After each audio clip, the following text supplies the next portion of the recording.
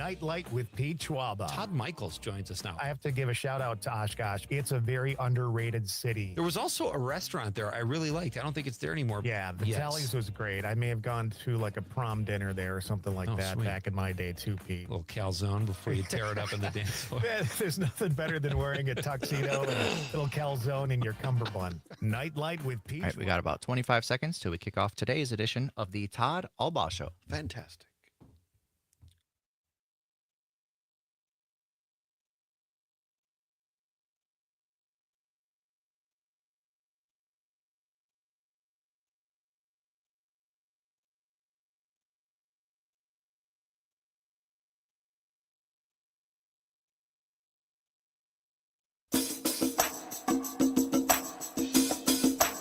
From the Civic Media World Headquarters in Madison, Wisconsin, it's the Todd Allbaugh Show. And now, pursuing truth wherever it may lead, here's your host, Todd Allbaugh. Across Wisconsin on the Civic Media Radio Network and streaming worldwide on the Civic Media app. Good afternoon, everybody. I'm Todd Allbaugh, along with our producer and engineer, Mr. Aaron Zommers, on the board. It is 6 minutes past the hour of 2 o'clock on this Tuesday, June 17th, 2025. It is a great day to be a Wisconsinite.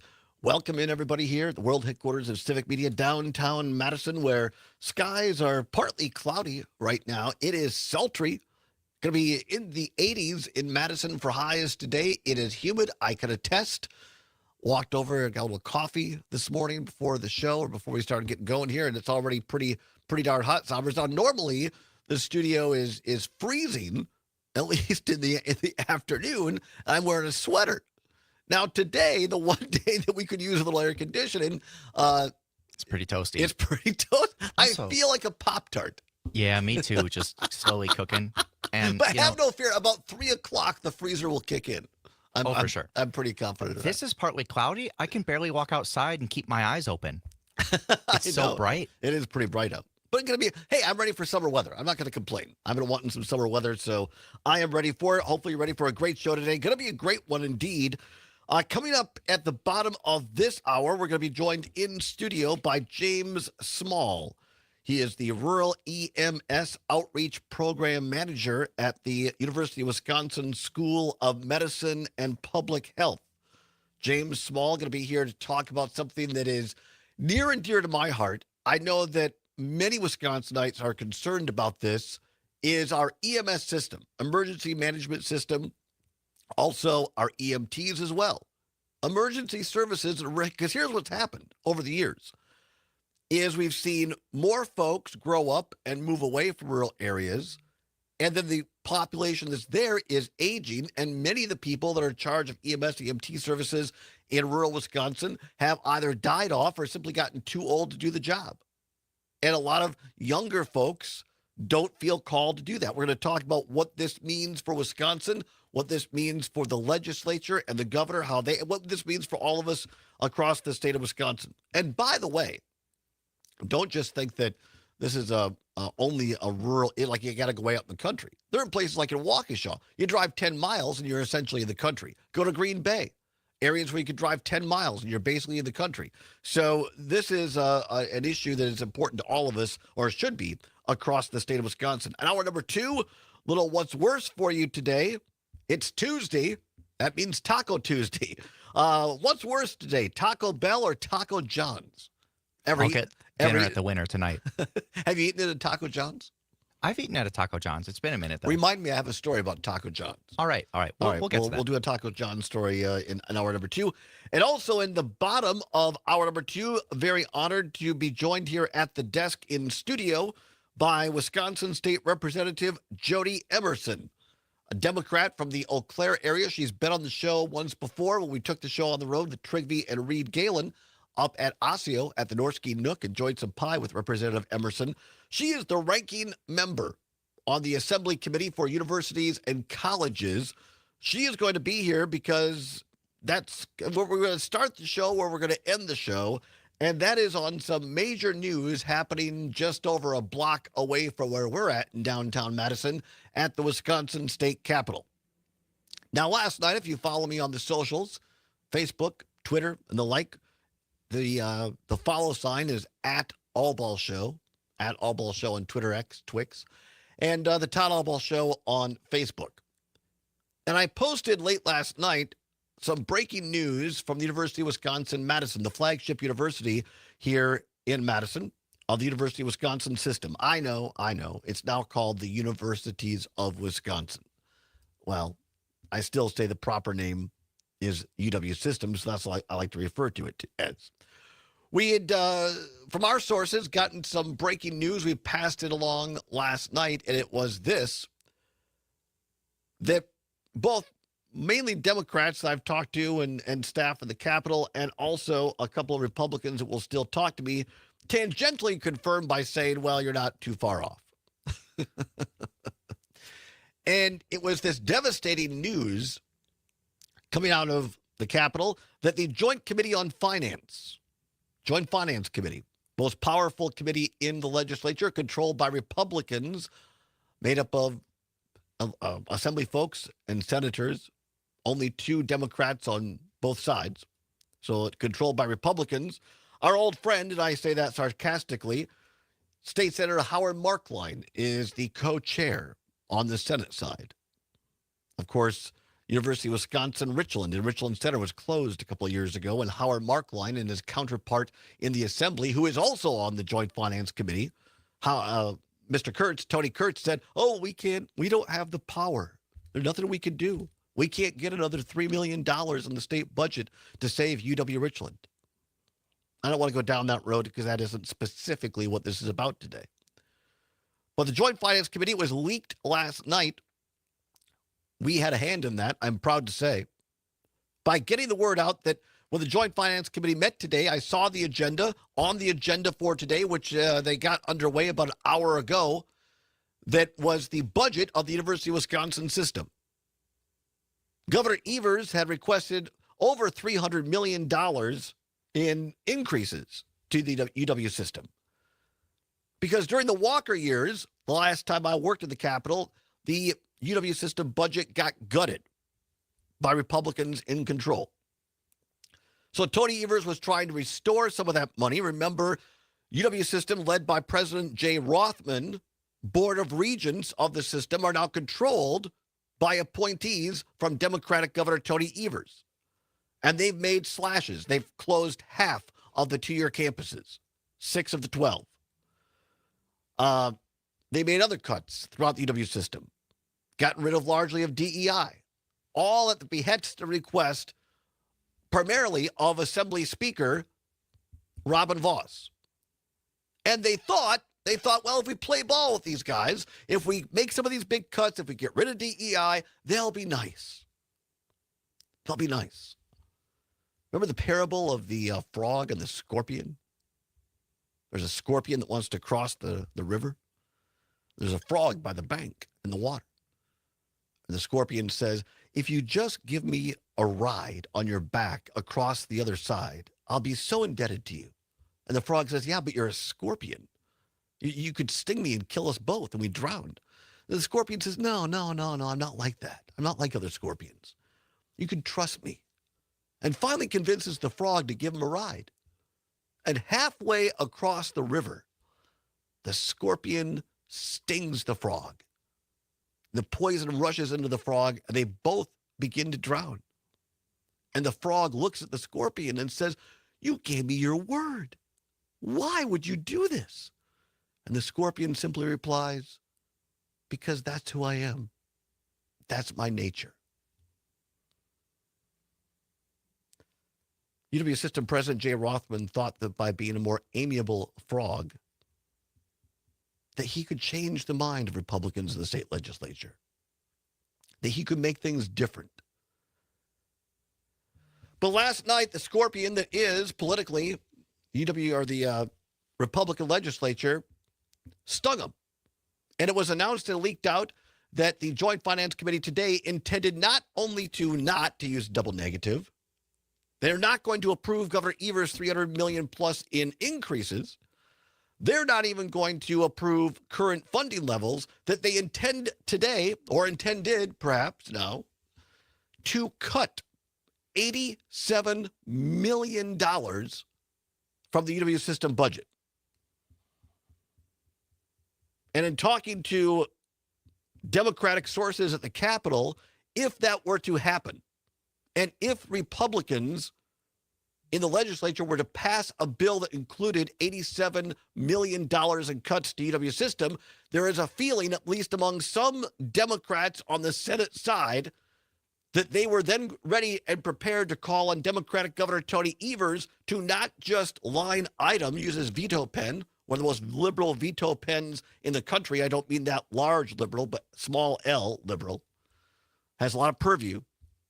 So the thought was that they would cut, or they wouldn't even be able to use the line item to get rid of these terrible cuts, and they may, keyword may, call on Democratic governor from their own party to veto the entire budget. Because remember, unlike the U.S. budget, if a Wisconsin legislature and governor don't come to terms and don't pass a budget, government does not shut down. State government does not shut down. What happens is it continues on at the current level for the next 2 years. So if the governor were to veto the entire budget that included potentially $87 million in cuts to UW system, that would essentially be an $87 million gain for a system. You understand where I went there? That by vetoing the budget that included, if it included $87 million in cuts, the governor was essentially saying, okay, UW, I know this is not what you want, but at least you get to continue at current levels for 2 more years. And so we put this out on our socials last night. I know that other people, after we did, amplified that. I know that our guest coming up in the second hour, Jody Emerson, was amplifying that last night in the Eau Claire area, was going through education circles. And today, about an hour before the show, it was announced that the Joint Finance Committee, guess what, decided to pull that from the agenda, at least so far. It's a very fluid situation.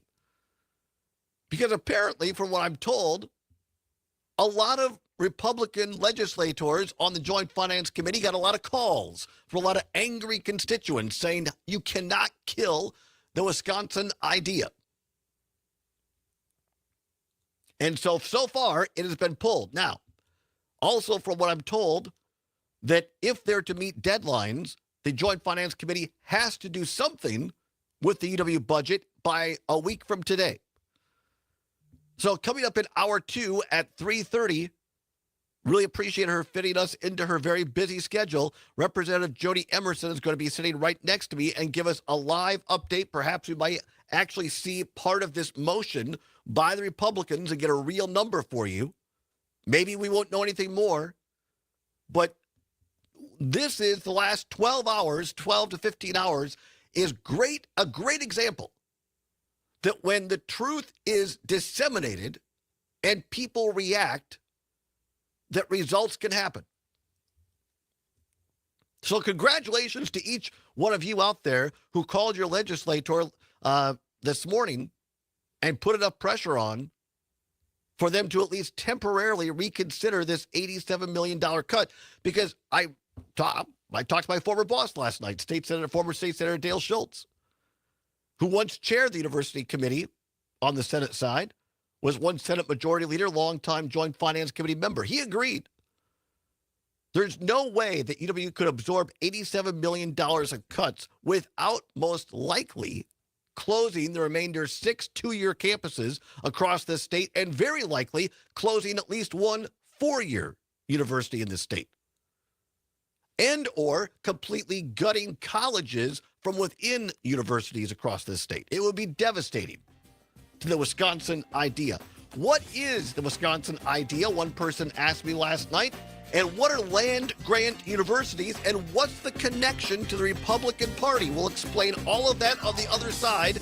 Don't go anywhere. It's a busy Tuesday. You're listening to the Todd Allbaugh Show on the Civic Media Radio Network.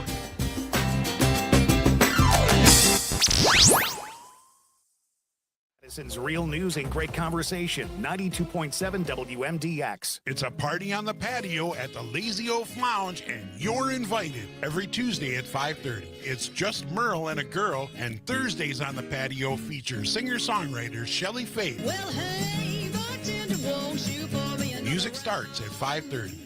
It's live music on the patio at the Lazy Oaf Lounge every Tuesday and Thursday. The Lazy Oaf Lounge, 1617 North Stoughton Road in Madison. Find specials, menus, and more at lazyoaflounge.com.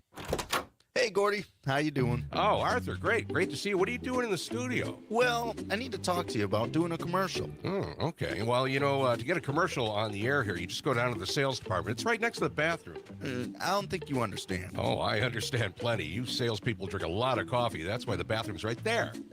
Right, but I need to have you make a commercial about commercials. Wait. A commercial about a commercial? I don't follow. I want to tell potential business owners out there how to contact me to get a commercial on WMDX. Okay, I get it. Okay, let's come up with something. Let's see. Business folks can contact you directly, right? Yeah. Okay, Yep. what's the email, huh? Okay, so it's sales@WMDXradio.com. Oh, wait, run that by me again. Sales@WMDXradio.com. So we could put all that together and get into a commercial, get on the air soon? Arthur, my friend, I think we just did.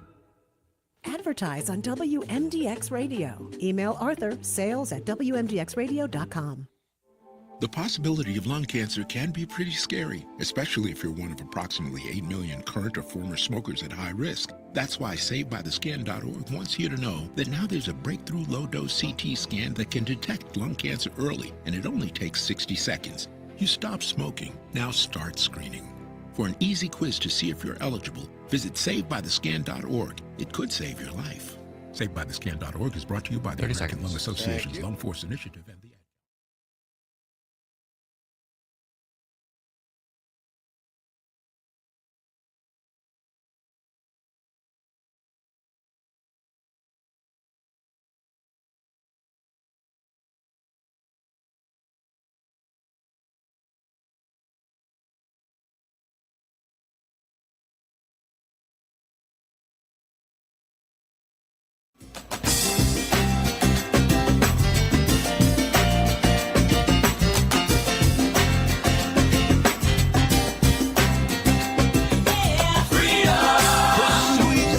wherever it may lead, and having fun doing it. Welcome back to the Todd Allbaugh Show on the Civic Media Radio Network. Coming up after the bottom of the hour news update, of course, we have Pam Yonke standing by, the fabulous farm babe, as she likes to call herself, for the Midwest Farm Report.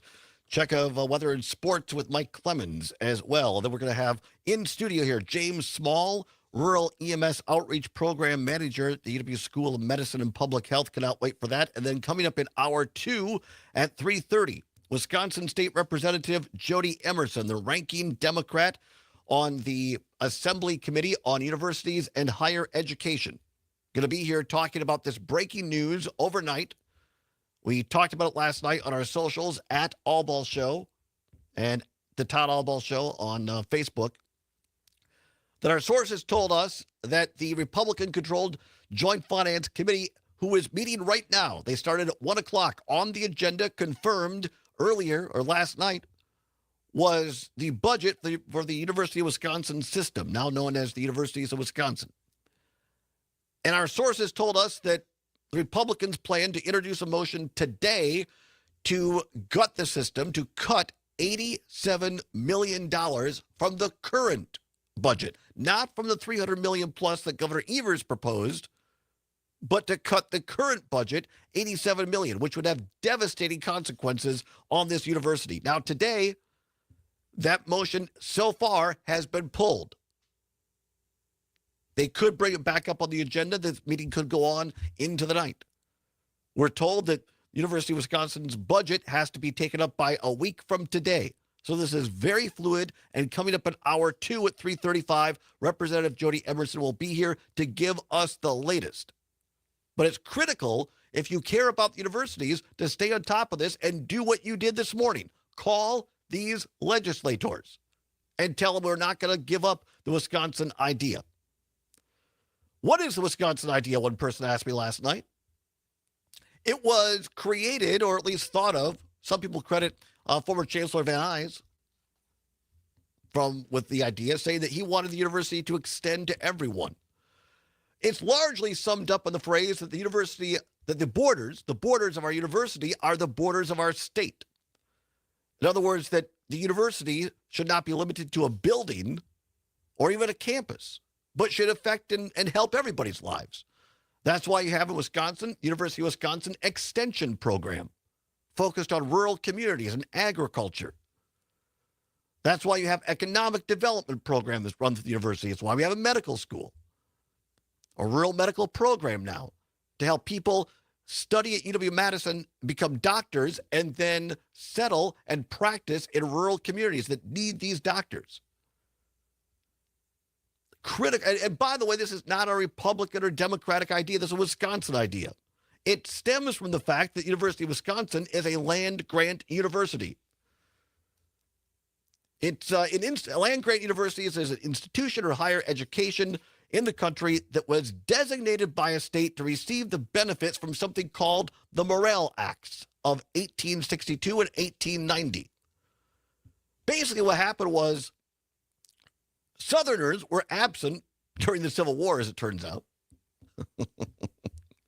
So I remember back in these days, Republicans were the good guys, and they were guys at the time. Republicans during the Civil War in Congress set up a funding system that would allow states to modernize their weak higher education system. The Morrill Acts of 1862 provided land in the western parts of North America at that time, including Wisconsin, that states sold to fund new or existing colleges and universities. The law specified that the mission of these institutions is to focus on the teaching of practical agriculture, science, military science, and engineering. Although, quote, without excluding other scientific and classical studies, unquote. The mission was in contrast to the historic practice of existing colleges, which offered a narrow classical curriculum based heavily on Latin, Greek, and mathematics. That's where the old ivory tower image comes from. So this went back and forth. It was vetoed by President Buchanan, and it took Abraham Lincoln, a Republican, to sign this into law and create land-grant universities so that it was extending a higher education to the non-hoity-toity, my words. Not the ivory tower. But let's create folks in agriculture, i.e. in Wisconsin, the Master Cheesemaker program, of which we have people from all over the world study here about cheese and agriculture. How many short courses? How many farmers have gone to short courses at Madison to learn agriculture and gone back into their communities? And this was led by Republicans and signed by Abraham Lincoln. Former Republican governor of Wisconsin, I know that irritates some of my Democratic and progressive friends, Robert M. Fighting Bob LaFollette. Bob LaFollette was a Republican for his entire career until he left the party to create the Progressive Party and run for president.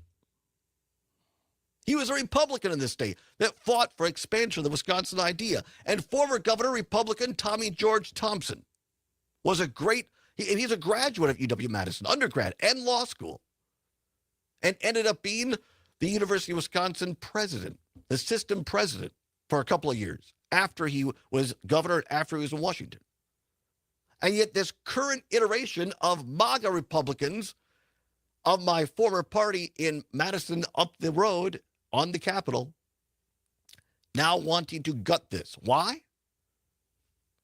Like the scorpion. Because it's their nature now. I sat in closed-door committees, guys, where elected Republican officials despised higher education in this state, despised the university. Oh, just a bunch of liberals. And yes, sure, there are liberals there. Turns out, like Catholics, they're everywhere.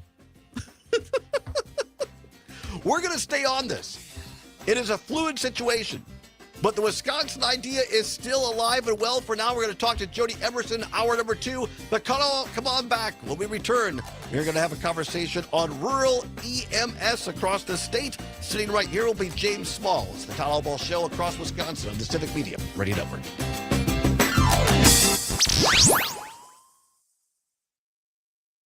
92.7 WMDX.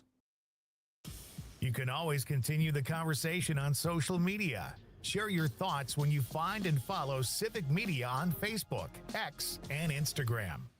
Big budget cuts potentially on the horizon for families that face food insecurity and, in turn, the farmers that try to help them. I'm Pam Yankee with a quick update on what's happening in food and farming news on a Tuesday. Details on potential cuts to the Supplemental Nutrition Assistance Program, SNAP. That's next. When hot weather strikes your cattle, milk production drops and feed intakes decrease. Summer heat also impacts the quality of your herd's reproduction. Protect your cows and grow your bottom line. Add BioVet's Bovine Gold Light to your cow's daily ration. Bovine Gold Light keeps the herd hydrated, maintains milk production, and keeps your breeding program in check. Learn more about Bovine Gold Light at bio-vet.com. Innovation, that's BioVet. It is estimated that in Wisconsin, some 618,000 people face food insecurity every day, not knowing where their next meal will come from. Now, potential cuts to the Supplemental Nutrition Assistance Program could mean another 700,000 people will be impacted. Jackie Anderson is executive director of Feeding Wisconsin, and she said a lot of those people impacted kids. I was talking to someone at Feeding America Eastern Wisconsin the other day, and he said that the spike in childhood hunger since 2021 is the biggest since the Great Recession, which means that over the past couple of years, the need in childhood hunger has absolutely increased. And so that means that then our food pantries, again, are having to augment that. So one of the food partners that they work with in Fond du Lac actually reached out to Feeding America Eastern Wisconsin and said that already she's seeing that the school program that they offer is almost too popular and is in danger of not being sustainable. Jackie Anderson, she's the executive director of Feeding Wisconsin. She said right now the Senate is proposing an additional $211 billion reduction in the Supplemental Nutrition Assistance Program operating funds. She said that not only hurts the families and children that depend on it, it also makes it difficult to use the funds available to buy locally, and that impacts local growers. On a dairy, decisions are never made in a vacuum. Your products, technologies, protocols, they're all connected. Or at least they should be. Introducing Empowered Dairy from Merck Animal Health, the only full solution portfolio in the dairy industry.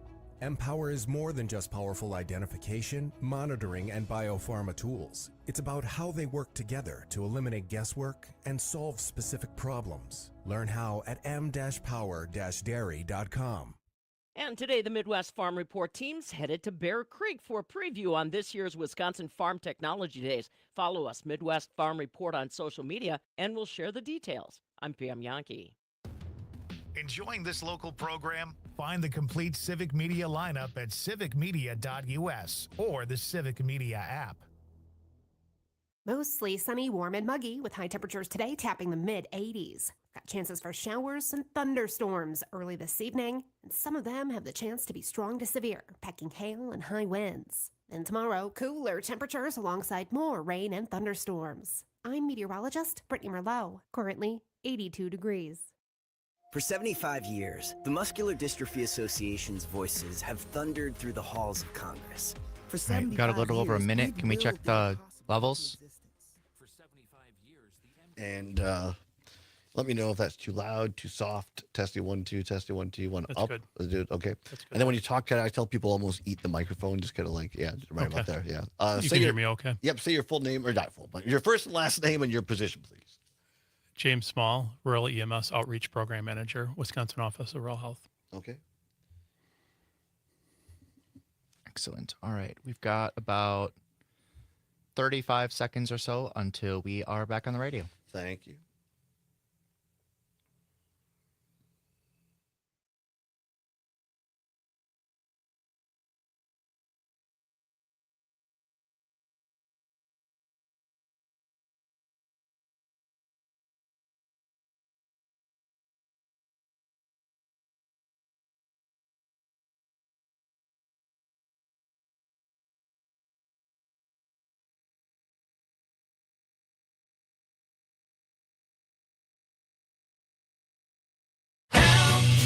I need somebody help, not just anybody help.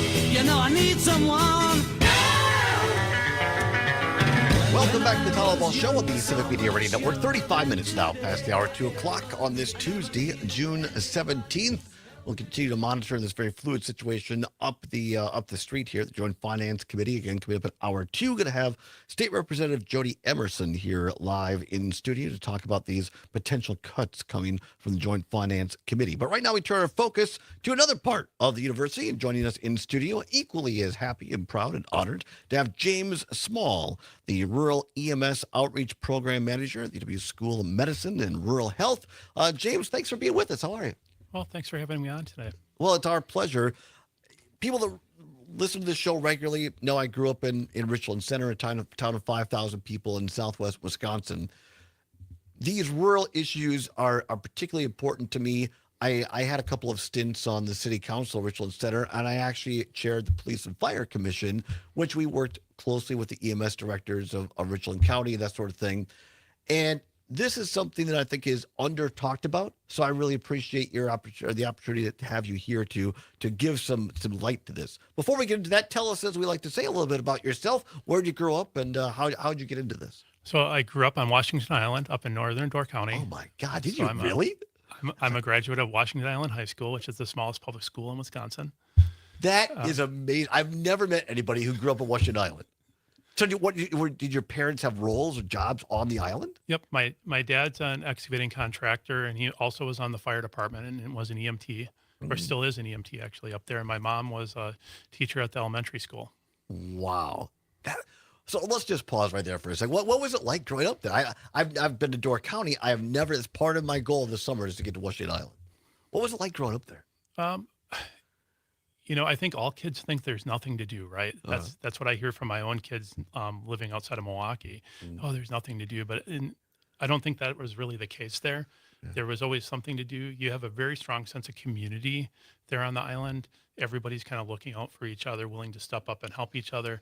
So it was just, I think, a very unique environment to grow up there culturally versus growing up in a big city, for instance. The people just have that connection, and they just intuitively know that they're connected. Yeah. And I think that's something that I've carried with me through my career now, over 30 years into emergency responding. That's amazing. What was the population, or is the population of Washington Island, more or less? In the winter, it's about 700 or so year round. And then in the summer, that goes up to several thousand with all the summer homes and all the tourism and stuff. Just, I didn't mean to go down a tangent, but I've never met anybody who grew up there, and I've heard nothing but spectacular things about it from people who have traveled there. So, all right. So you grew up in Washington Island, you graduated from the smallest high school in Wisconsin, and then what? Well, I started in EMS actually on the island in 1993 while I was still in high school, and then went off to college. I went to Carroll in Waukesha, got a bachelor's degree there. My bachelor's degree is actually in criminal justice. I started as a pre-med major, found that probably wasn't the right path for me. And at the same time, I was doing additional EMS training and got a paramedic license while I was also working on my bachelor's degree. And I made a pivot and worked in law enforcement also for 25 years, left that a couple of years ago, and have just kind of made a career out of being an emergency responder. Spent the last 11 years of my career as both a police chief and fire chief, and I did that in 2 different municipalities here in Wisconsin. Came to the university, July of 22 when we started the EMS outreach program. So this is a relatively new program within the university then? Yes, yep. July of 2022 is when we launched. Wow, that's incredible. And how is it going so far? Well, there's no lack of work. I'm not trying to drag you down a political rabbit hole, but funding. We're going to get more into the funding a little bit, but I mean, the funding for the university in its entirety right now is a hotbed issue. I would hope to goodness that from whatever side of the aisle people are on, that everyone would recognize the importance of the program like this. Well, our program is 100% federally funded, which has brought some uncertainty. This spring. Right? Yeah. And I think that's now been resolved. I think from what it sounds like, the funding is secure now going forward for the Office of Rural Health program that exists in every state in the country. as far as in the state, a lot of this, and when we talk about EMS, we need to look back to that this is a functional local government. First and foremost, this is a service that's provided by the government for the betterment of the community. And at its base level, it's a town, city, or village providing that service in one way or another. Although you do see some counties that are doing countywide systems in Wisconsin. But from a political standpoint, I think this is a really unique space relative to some other issues because it's not really partisan. I haven't had anybody come up and talk about it in a partisan way. There's different ideas on how to fix it, but there's a general consensus that there's a lot of challenges in this space. There's a lot of funding issues in this space, and there's a workforce issue in this space. That's agreed upon. Just how do you get to those solutions? Varies a little bit, but I think that's more based on personal philosophy than partisanship. Gives me some hope. That's good to hear that people aren't trying to partisanize this, because in my opinion, it should not be. Help us understand a little bit, because we hear that you're the UW School of Medicine and Rural Health. So what is the mission of this relatively new program? Are you training people, giving them basically degrees in EMS and rural EMS, or is this to be advocacy for local government? What's the mission? Most of my work is done with local government. So our goal of the program is to work on reliability and sustainability of the EMS response system itself. So a lot of that depends on funding from local government. It depends on organizational structure of the systems. We're not doing anything with patient care or system quality at all. There's other excellent training providers to provide that training. That's not something we need to duplicate. But where the gap really existed was to work with these local governments, particularly the small local governments that don't have the resources, to help walk them through that process, whether it's how do you increase funding, how do you maybe take your 2 volunteer ambulances and push them together and create 1 full-time ambulance and split the cost between the 2 communities. A lot of those kind of discussions. We're talking with James Small, the Rural EMS Outreach Program Manager at the UW School of Medicine and Rural Health. James, when you look at the current state of things across the state, what do you find the biggest challenge? I'll use that word instead of problem. What's the biggest challenge for these municipalities? And the second part of that, what's the cause, in your opinion? I'm not sure on the cause. I think that we've seen a decline nationwide in the availability of EMS services, particularly with volunteer services, that there's just a decline in availability of volunteers, I think is the best way to say that. I don't think that there's a lack of people wanting to go into it. Our licensing data doesn't say that. Our licensing data is pretty consistent going back over a decade, that at any given point, we have about 18,000 people that have licenses in the state. What we do see when you get into the licensing data is that about 7.5% of them are leaving the field every year and turning in their license. And then that's not even counting the people that are going from like one employer to another and so on, and some of that attrition. So maintaining a workforce, when you think about that, every 12 years, we have to train the equivalent of the entire workforce. That's problematic. And then as we've seen the costs increase, that becomes very challenging, I think, particularly for the small municipalities to make that lift and use the tools that are available to create the finances that are necessary to pay for things, because they may be going from a full-time staff member and hiring or a volunteer staff member to a full-time staff member, which is considerably more expensive. And then we also have like hyperinflation in this space, whether it's on capital equipment. Personnel costs are outpacing CPI by 2 to 3-fold, going back almost 10 years. So, all at once, where a few years ago you might have been hiring a full-timer for $50,000 a year, that position might be 80 or 90 now. Wow. Is that straight pay, but the benefits on top of that? Benefits on top of that. And as you know, health insurance is anybody's guess how that goes year to year. Yeah. So it's gotten really, really expensive, really, really fast. And when it was a volunteer system, back in the 80s, when a lot of these systems really came of age, they started in the 70s and kind of gelled in the 80s. There wasn't 911 yet. So the access of the system had a barrier in it, which 911 is erased. We have 911 across the state of Wisconsin, across most of the country at this point. So it's very easy to access the 911 system. but then having that capacity to handle these increases too. Because if you look at some of these systems, if they formed back in the early 70s, they might have done like a dozen calls that first year. That same system might be doing like a couple thousand now. Really? And you're trying to do it with the same base that you built it off of these volunteers that came in that wanted to come help the community, and they needed a first aid card and a CPR card because there wasn't even EMS licensing yet. For now, it's a couple hundred hours of training to get in the door. Do you see, and I've heard this from other people around the state, do you see an increase of these calls? Yes, partly because of the access to the 911 system, which I think we could all say is a good thing, but also an aging population, where it's no longer someone, God forbid, is having a heart attack only. It's somebody fell in the house and their spouse can't help get them up, or they're there alone, and so they call the fire department, or they call the EMS, and a lot of this is just life service calls, is it not? Yes, and there's been an annually increasing call volume statewide that's been going on for decades now.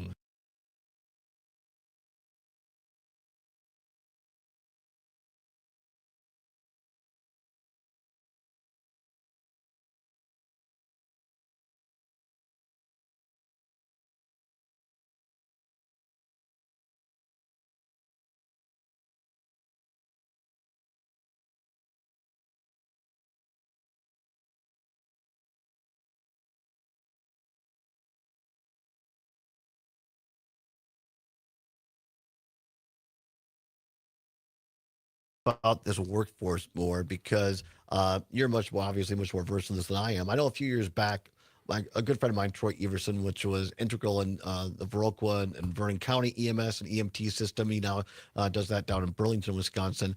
And I know he helped get through a piece of legislation years ago where high school students that were taking courses to be volunteers were allowed to actually help and actually do some of the stuff as long as they were with a licensed person on the team. And that really opened up and not just created more workforce, but also was almost like an apprentice type of training. Have you seen that have an effect? Yes, you're seeing in a number of different regions around the state, the technical colleges are running what they call a dual enrollment program, where high school seniors will come in and learn a trade. And one of those programs might be fire and EMS. There's been a high demand for that. I've seen the technical college systems be very successful with that. There's also some high schools that have partnered with other training centers to offer EMT training right in the schools. Wow. And La Follette School of Public Policy just did an EMS-related report that came out in the last couple of weeks, and one of their key recommendations was expansion of the high school EMS programs to provide somebody access to a workforce, because those kids that are going through those programs right now are going to find a job pretty quickly after coming out of it. There's good paying with good benefits generally. Yes. Yep. This is going to be a job that probably has a living wage with good benefits, working for a government right out of high school, potentially in some cases. Yeah. And then continue on with further training like paramedic training and so on. But it's I think that's one tool that we need to look at, but just access to training in general. When we did our ambulance reliability study a couple of years ago, one of the things that we found is about 13% of the services had an hour or more drive to a training center. Well, that's a huge barrier. If you're depending on volunteers to come in and they're going to work their regular job all day, drive an hour to training, spend 4 hours in training, drive an hour home, and then go back to their job the next day, their real job, and then they're going to do that 50 times. And that's a lot to ask of somebody who wants to come in and volunteer.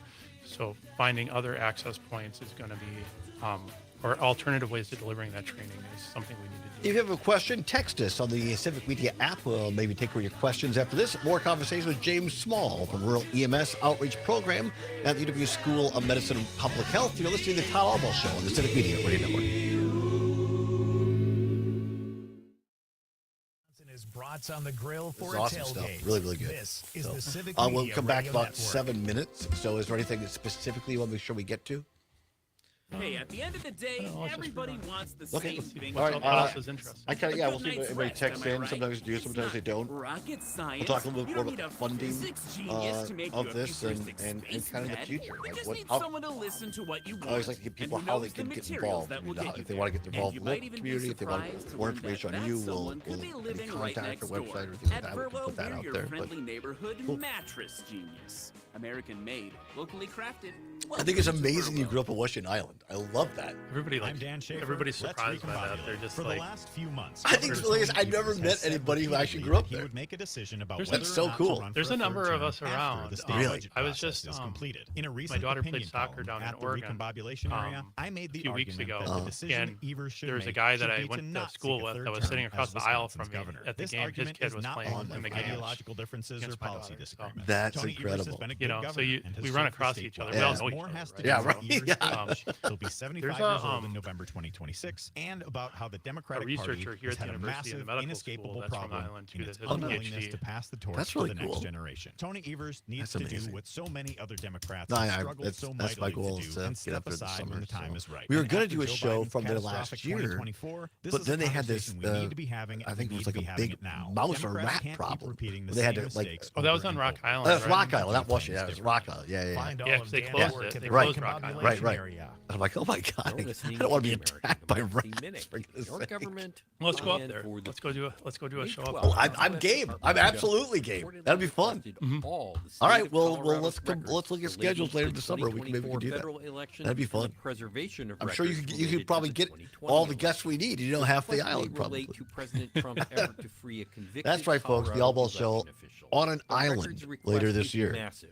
In November 2024, there were 4.65 million registered Colorado voters, 3.3 million of whom cast ballots in the presidential election. Then, How about consider the records from we come every back to this time with electronic Kenny ballot Chesney, tabulator, Island voter Boy. registration Island and Boy by Kenny verification Chesney. I like documents that. for each voter and more. You don't want the Colorado Gilligan's Island theme Secretary of song? State Well, we John could. Kerry No, I think we should do are Island going Boy. to do If with we all can this get to the data, I chorus, don't know, Island but Boy. I'm sure Now they'll I'm use an it to push Island their Boy. ridiculous disinformation and lies to the American public, she said. There is speculation that it may be related to convicted Mesa County elections official Tina Peters, sentenced to 9 years for giving voting machine access to conspiracy theorists tied to my Back in about 30 seconds. Thank you so very much. Before the Colorado records request.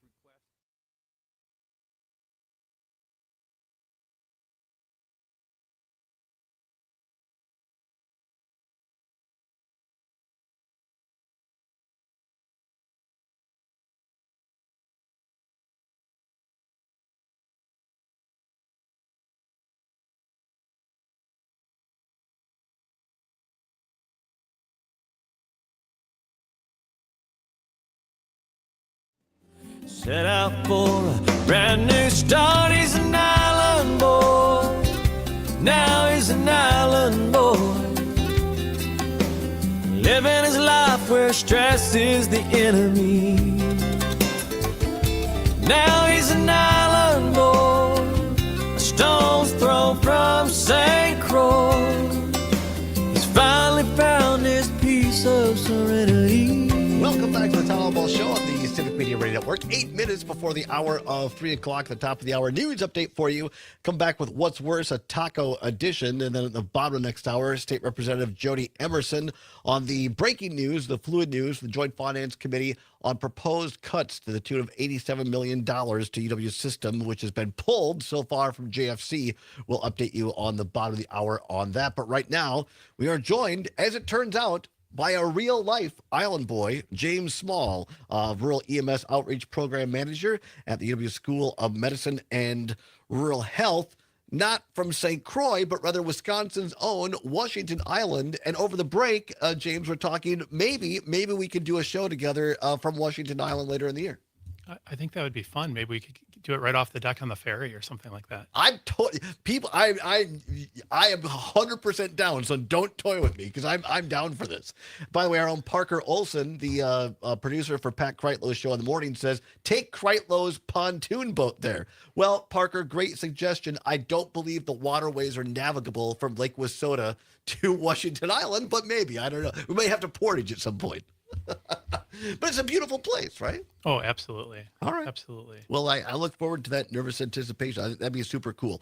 Let's finish our discussion here because I'm really, really enjoying this, talking about rural EMS, rural EMTs. We talked a little bit before the break here, James, about the challenges looking at workforce. Maybe some of these new high school, I'm going to call them an apprentice program. Maybe that's not the right word, but essentially that's what it is. I think this is fantastic because so many young people today are saying, look, for whatever reason, I can't afford to go into college or maybe even technical school, but here's a program you can get into yet in high school, as you said, potentially get out, have a life-sustaining job, and you're helping the community. One of the things, I want to get your take on this, growing up in Richland Center, my uncle Basil, was a volunteer firefighter for years and years and years. His whole family were very involved in the community. I knew people we used to have EMTs and firefighters in our church. You'd go to Sunday morning, they have pagers on. And when that pager they'd have to leap out of the choir loft or out of the pew to go down. And it seems like we have fewer of those folks in our communities. I guess my argument or my thought is some of us are moving away from our communities where we grew up and the aging population. But I also think with other activities, gaming, screens, that we don't celebrate our local EMS volunteer people enough. Does marketing play into this? I think so. That's actually another key recommendation out of the La Follette study that they did, was to look at how we're messaging this and look at some kind of a public information plan on bringing forth what this industry is all about. But I think when you look at the volunteers, everybody's having difficulty finding volunteers. That's a cultural, sociological event that's happened in our country, and I don't know that there's a decline in it.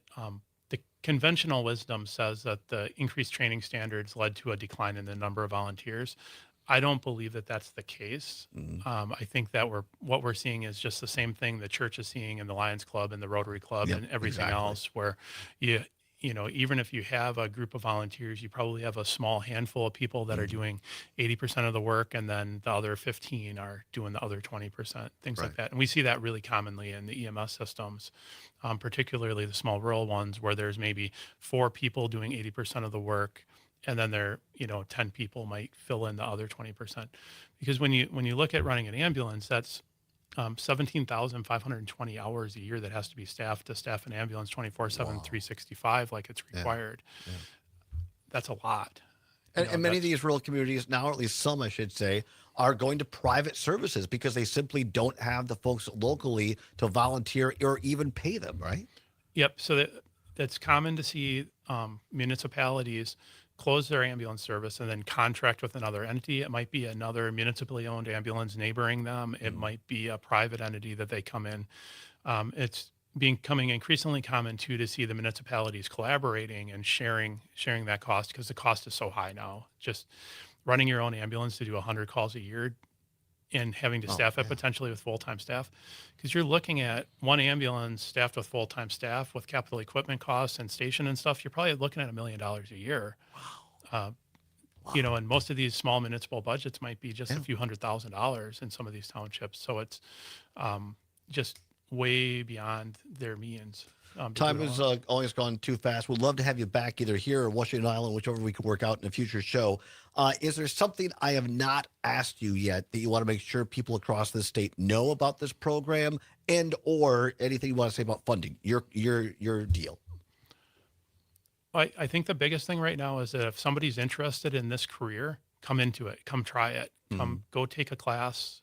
There's all the technical college systems have EMS training centers associated with them. Go down to your local volunteer fire department. Even if EMS isn't for you, maybe the fire department's for you. But find a way to get involved in your community. That's what our small communities have been based on for centuries at this point, and build that sense of community back. And these departments are really integral in our small communities to building that sense of community. So get out and be part of it. If people want to find you or the program, is there a website or anything like that you want to give out? Yep. Wisconsin Office of Rural Health. So it's worh.org/EMS is our EMS information. My email address directly is small5@wisc.edu. So SMALL5@WISC.edu. Cool. We'll put those in the show notes, and we've got your contact information, so we can certainly get people in touch with you. We didn't even get to touch on. I would like to do this in a future show. The emergency management directors in these communities, because with climate change and stuff, seems like more flooding, more things like that, more tornadoes, and those are also integral in our communities. Yeah, and this, EMS is part of that emergency response framework. So if that isn't there, and you have an ambulance that doesn't respond, that's an important part of these communities. James Small, growing up in Washington Island, with all your experience in the EMS, you seem the perfect person for this job. You're part of what makes Wisconsin great. Thanks for being here. Really appreciate you. Thanks for having me today. Our pleasure. Come on back. We'll talk a little what's worse and more for the Joint Finance Committee after this. You're listening to Across Wisconsin. I wish you were on Island on the Civic Media Radio Network. This is 92.7 WMDX Columbus, Madison's home for real news and great conversation. A Civic Media station. ABC News, I'm Michelle Franzen. Days of missile strikes between Israel and Iran continue to escalate, and now President Trump is calling for Iran's unconditional surrender of its nuclear program. A Republican has introduced a measure to limit U.S. involvement in Iran. GOP Senator John Thune is reacting. Well, I think right now the president's within his authorities. He obviously has a lot of authority as commander-in-chief to respond to incidents that happen around the world. Obviously, we have a lot of military installations, bases, military personnel in the region right now.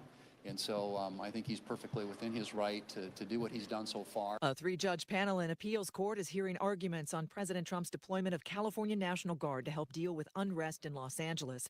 A lower court last week ordered control of state troops to be returned to California's governor. And retail sales slumped in May, a sign consumers are pulling back on spending. Michelle Franzen, ABC News. This is your local Civic Media radio station. Want to hear even more? Anytime? Find all of it at civicmedia.us.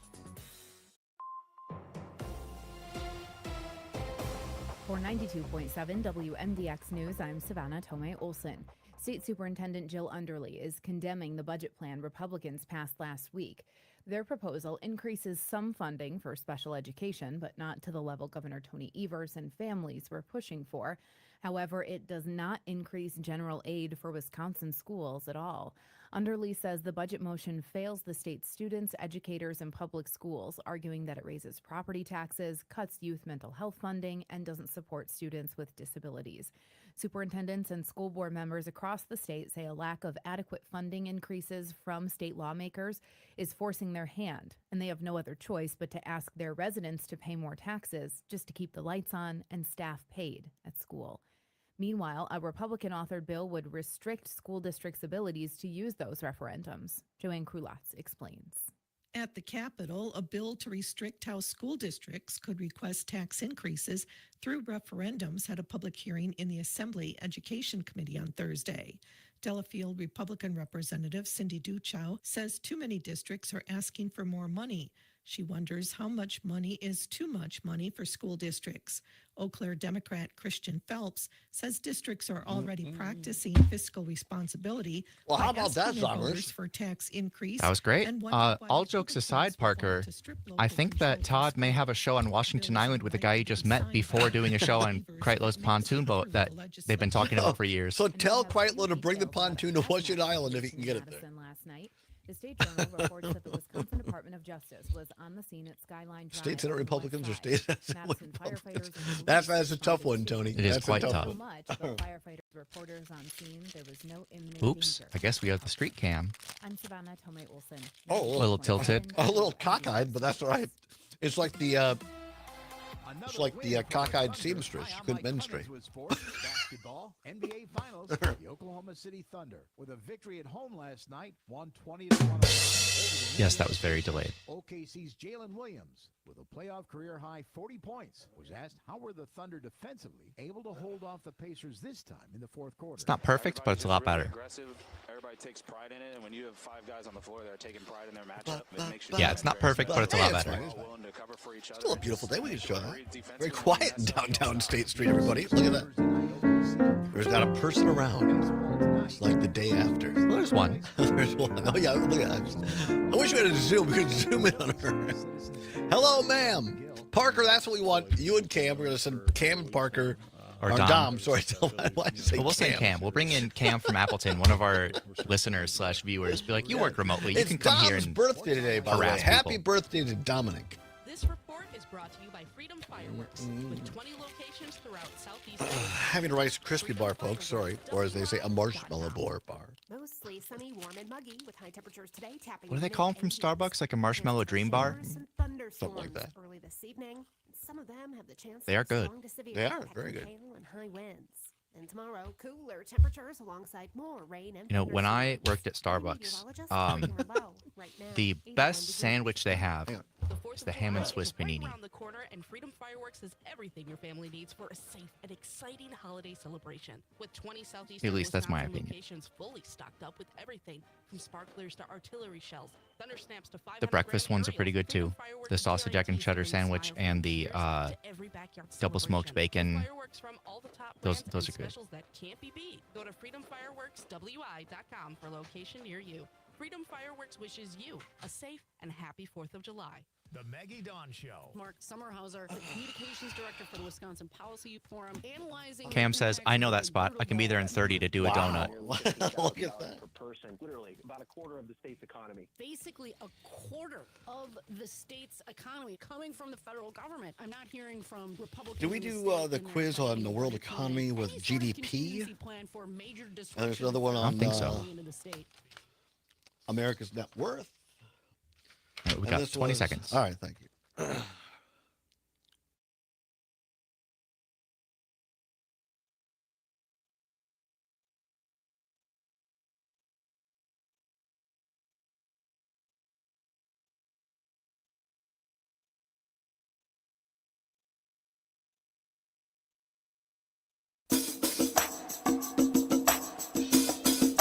From the Civic Media World Headquarters in Madison, Wisconsin, it's the Todd Allbaugh Show.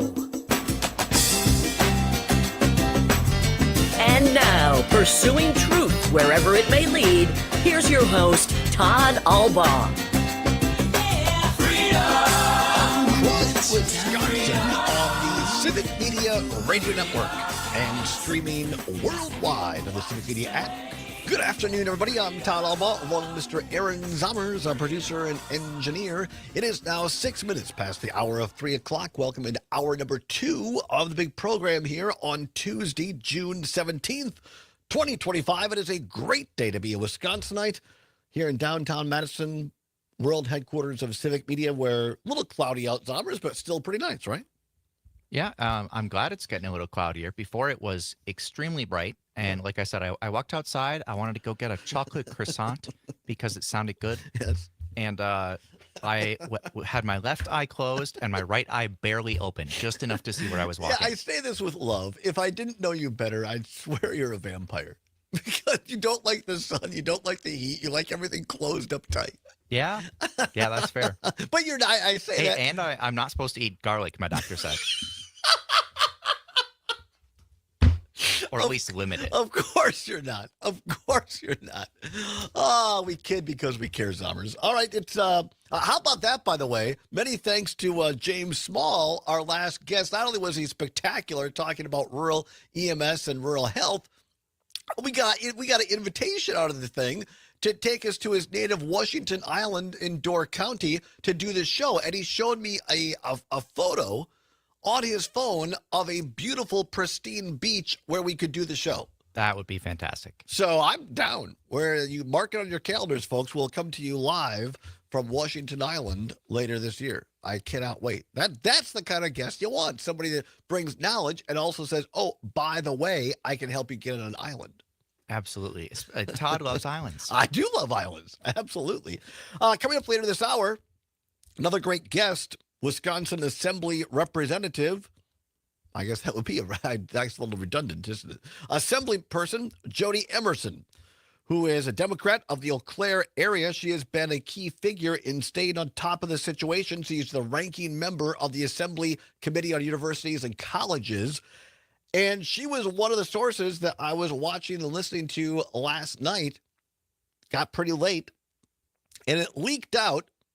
Not just her, but other people were leaking out that the Joint Finance Committee was meeting today at 1 o'clock, which they did, in session now. And on the agenda was the University of Wisconsin system budget.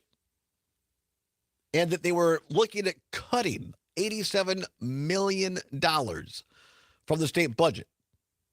Many thanks to all of you who called your legislators this morning, particularly those on the Joint Finance Committee, and said, no, we don't want to cut and gut the Wisconsin idea, i.e. that the borders of our university are the borders of our state. And so right before we came on the air, it was announced that they were pulling, at least for now, that motion to gut the UW system.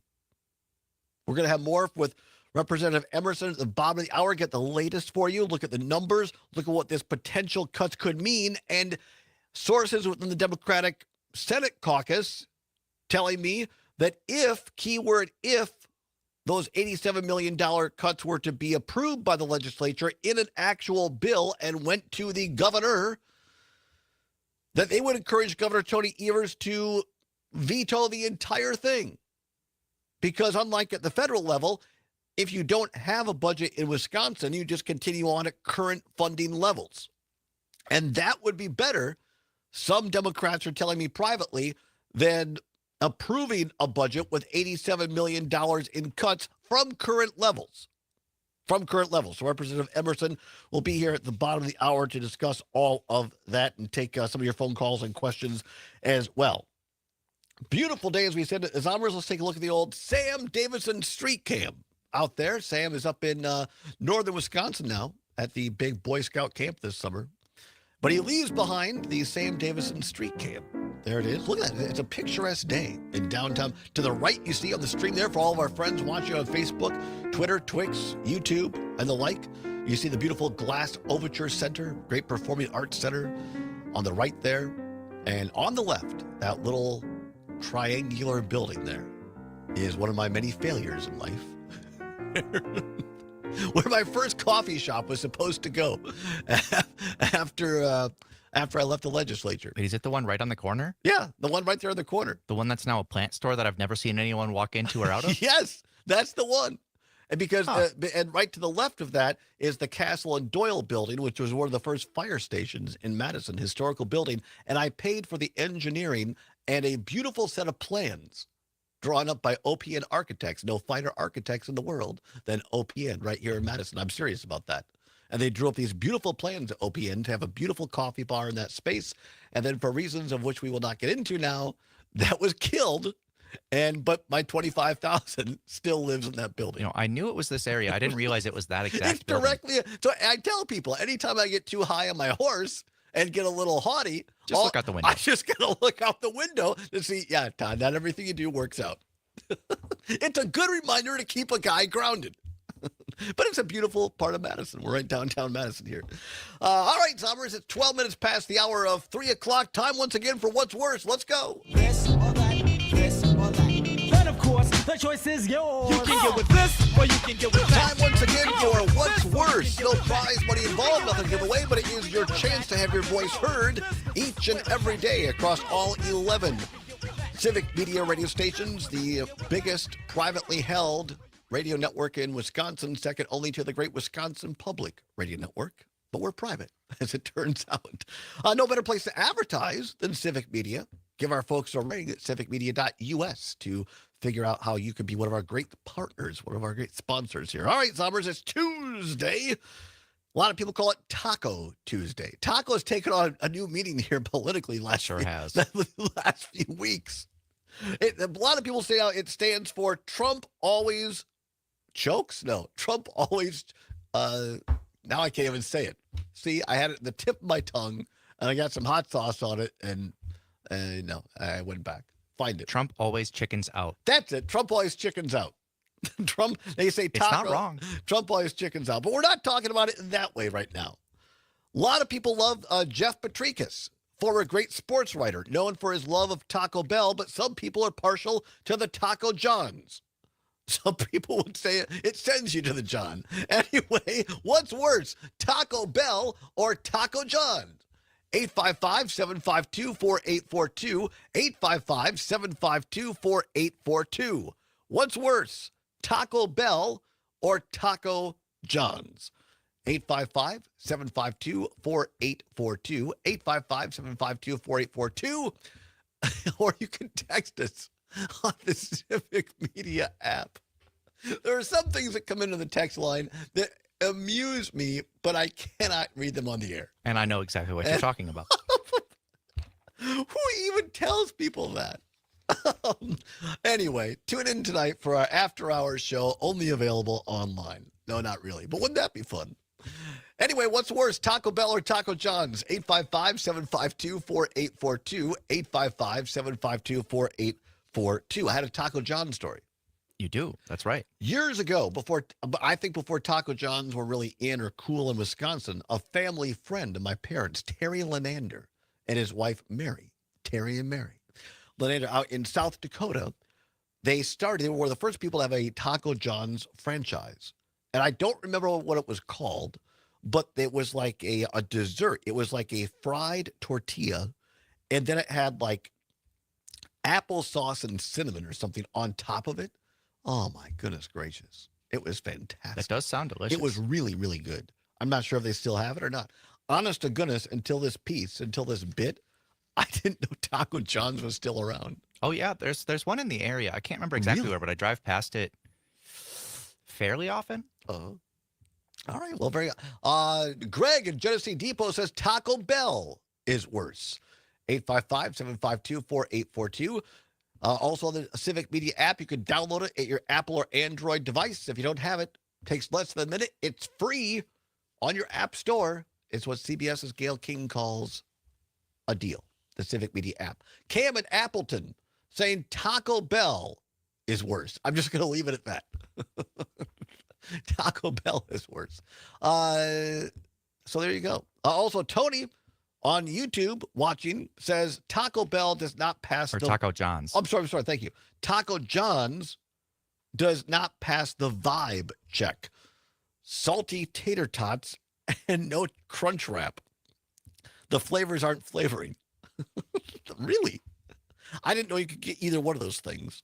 Oh, yeah. I mean, the image we have here shows two of the main draws for each place. The Taco Bell image has a picture of the Doritos Locos Tacos, which I know are pretty popular. Yes. It's, for those of you who are not aware, first of all, how? Second of all, it's just a hard shell taco, but the shell is a folded Dorito. And then Taco John's shows their potato olays, which are basically flat tater tots that are very salty, and thus I like them. Oh, very good. So you can't have garlic, but you can have salty tater tots. Oh, I am encouraged to do so.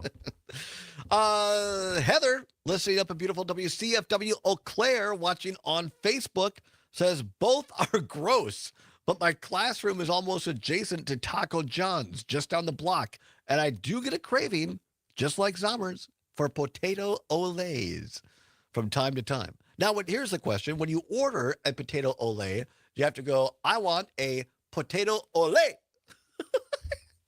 Olay. And do like a thing like a matador? Is that Something required? like that, yeah. Zommers is completely not amused. Terry Barr watching on YouTube says, Aaron is a taco expert? I would not say I'm a taco expert, but I would say I'm a taco enjoyer. Welcome back, Terry. By the way, she helped us out with getting onto our website. Interview we had yesterday with a great pollinator person. So thank you, Terry, for that. And welcome back. Terry's been, she was on an Arctic World Tour. She was saving penguins, which I thought was fantastic, and bringing great music around the world. So check out Terry this weekend on Max Inc. Radio. I'm sure she'll be talking about all of it. Sounds fantastic. Joseph, watching on YouTube, says, it's been a Taco John's fan since they opened in Rapid City. There you go. When I was a kid, 4 tacos for $1 back then. They also have the fry bread. Maybe that's what, yes, the fry bread. Apple cinnamon dessert that Todd mentioned. So the Bell is worse. Yeah, I mean, that fry bread was it was amazing. I've tried to replicate it over the years at home. I've come close, but no cigar. What's worse, Taco Bell or Taco John's? 855-752-4842. 855-752-4842. Any other text numbers you want to get to there? Let's see. Roger in Stevens Point, up in Point, says, if you want a delicious laxative, It's Taco Bell. I don't know. It doesn't have that effect on me. No, I think it's certain things, perhaps. I don't know. I don't want to get into it. Fair enough. People are having their lunch. Kurt in Madison, listening on WMDX, says, if you tasted a bite of it in a blind taste test, could you tell the difference? That's Absolutely. a great point. 100% of the time, I'm convinced I could tell the difference between And a Taco Bell basic and Taco taco? John's. All right. Judy in Lodi, listening on WMDX, says, Taco John's has better food overall. Taco Bell is worse. I do like nacho cheese Doritos, Loco Tacos from Taco something. The screen changed, sorry. From Taco Bell. All right, from Taco Bell. All right, we'll come back. Zamaris and I will give you our What's Worst for the day. And then we have, and on this date, 250 years ago today. Actually, it was tomorrow. But we're going to pretend like it was today. Don't go anywhere. It's the Allbaugh Show on the Civic Media Radio Network. Think outside the box. Great conversation. 92.7 WMDX. Spring is here. Make your lawn the envy of the neighborhood Oh, with for EV3 goodness gracious Landscaping. sakes alive. With 15 years of top quality service, they treat your property like their own. 608-209-2185 for expert care and a vibrant tomorrow. Look up cheese curds. You'll find this basic definition. Wet pieces of curdled milk. Well, it should also include the word delicious. As we continue to celebrate June Dairy Month, do you know how much milk is needed to make 1 pound of cheese curds? 16 ounces, 64 ounces, or 160 ounces, 10 pounds of milk? The answer coming up. It actually is a sound Representative, of how are you? freshness. Rachel Kerr is Good. talking about You guys can squeaky chill out. Come on in. curds. Go on. She's with the Dairy Farmers of Wisconsin Todd. and a bit of a cheese nerd. Good to see you in Those person. elastic protein strands rub against the you guys enamel can of hang your out there and teeth listen and to create that our silliness characteristic here sound. for another 6 minutes. And then The you're out squeak for turns so. stretchy when do battered you and need deep water or fried. anything? Some believe the idea to fry globs of cheese happened by accident. I consider it a happy accident. Okay, did We're you guess? supposed to- we It takes redid the 10 pounds studio, of milk, which and we're is a supposed big to have- gallon jug plus a little bit more to make We're 1 supposed to have like pound of legit, squeaky like I call cheese them low curds. boy Call mics, me your so curd like the girl thing for doesn't this slice of get in front of your Wisconsin. face. I'm Terry And we Barr for have, the Civic Media I hear Radio they're in the warehouse, but for now we're using a variety of Bill My Clinton part-time books, service in the Army National Guard Wisconsin makes it Blue possible Books, for me and to be Milton more Berle for the comedy community I joke. call home. Multiple My training Milton Berle. helps me at work when I lead by example. The Exactly, Army National just go to Guard the has book. taught me the value of showing respect to Is those your, I come do in you want your, contact with headset each up or day. down? My service is it good? also All right, very allows good. me to be there for my All right. community in ways others can't. Can we I ask help you my the hometown question of recover the after day? nature What's worse, strikes. Taco Bell or Taco My John? service in the Army National Guard allows me to Yeah. keep my country and those All I right, care all right, about good. safe from threats. right, I also work with a network of professionals that help me Go by succeed and accomplish the mission. Plus, the Army National Guard education benefits make getting a higher education a Yeah, reality. okay, see, this is Being why an I bring Army you National along, Guard 'cause I don't soldier even think of makes political living and serving in my aspects of community more rewarding every what's day. the polling on? Learn how you too All right, we can got about make 20 a seconds. hard so far. time close All to right, here we home go. by visiting.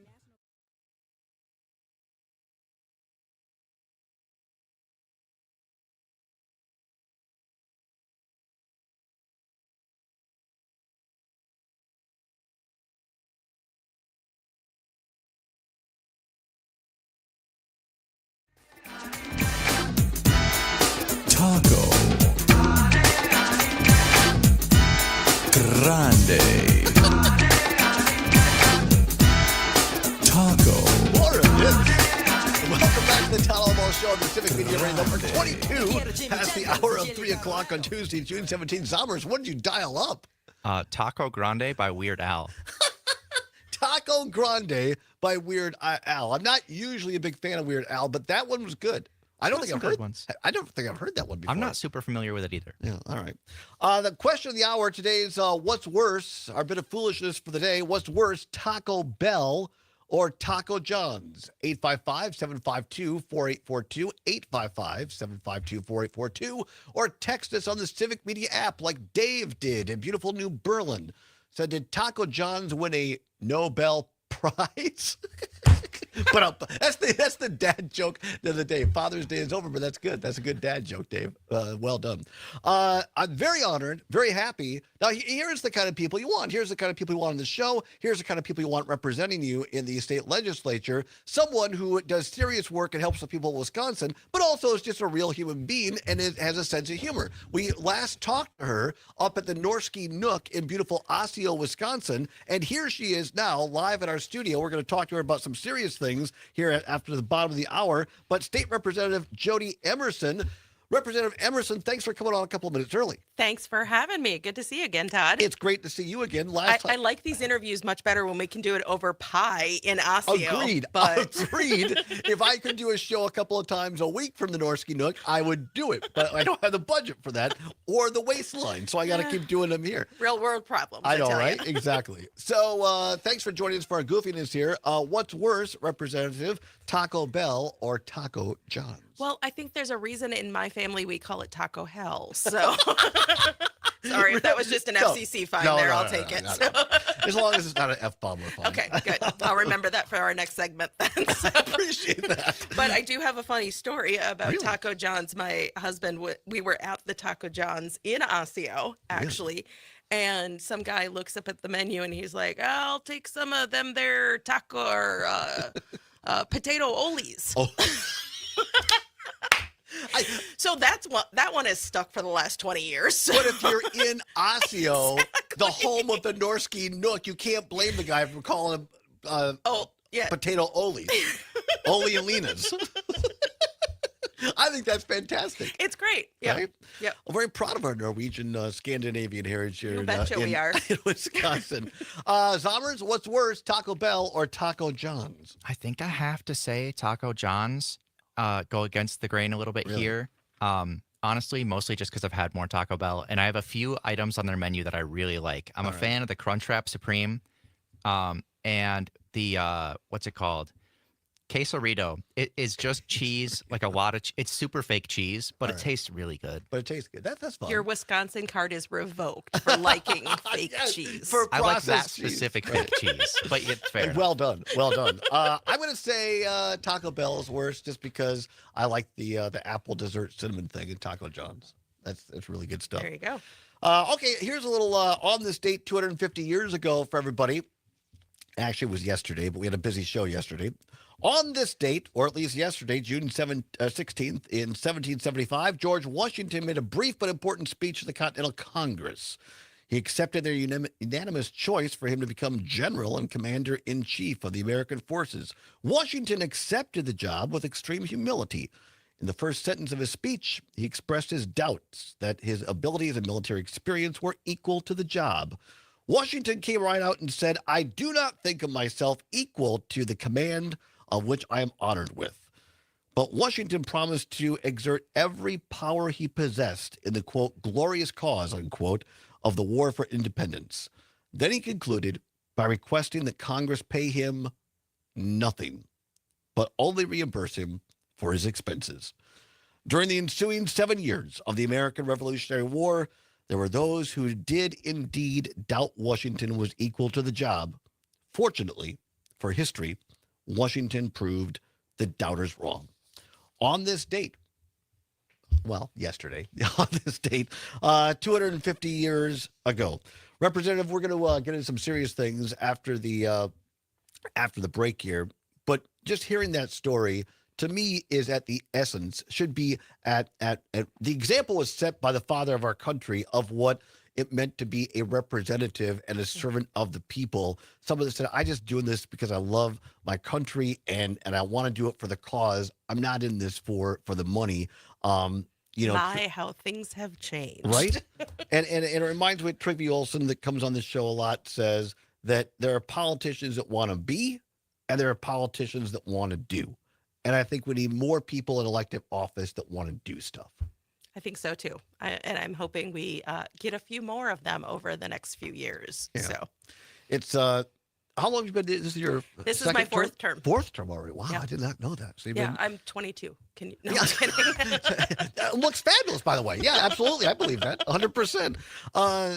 But I mean, you look at so many people now we have new people. I think Christian Phelps up by your area, people who are doing this because they want to serve, and I think that's a really healthy thing for Wisconsin's democracy. Yeah.